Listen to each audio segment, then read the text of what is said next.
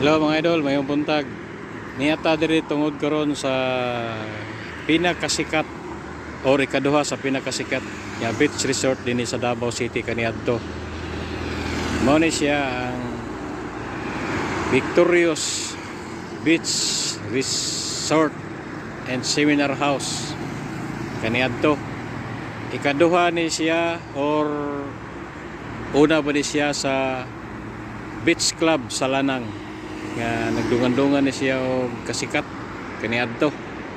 Beach Club sa Lanang nga ginadayo ni siya mga idol kaniadto, mga taga Kauluhan na diri mag party, mag seminar or mag outing diri sila.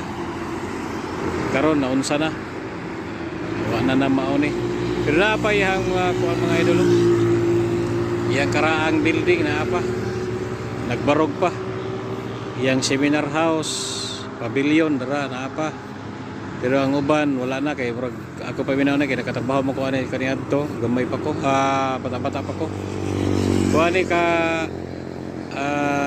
building pavilion lima murag lima. Karon na isa na lang, aduha na lang nakita, duha na lang kay kanang isa at tulo kanang pinakakaraan tulo na pa day, ang duha wala na, napayhag na. Para siya mga sikat kaniadto mga idol, resort, beach resort o seminar house Victorious naraw yung building mga idol, ang pinakakaraan ng building niya.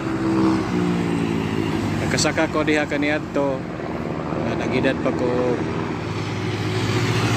15 o 16 na kay nagtrabaho mi media kana walay klase bagbakasyon mga nang manarbaho media mga idol, kay kusog man kay ning resort kaniadto, mga foreign diri mga ni mga ligo diri ko nakita og first time yun ako nakita nga ang Amerikana nagbikini.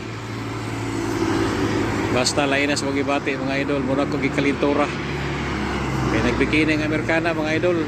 First time yun ako diri sa Victorious Beach Resort, muna ko gikalintura mga idol. Abot usa ko gibati ato kaniadto.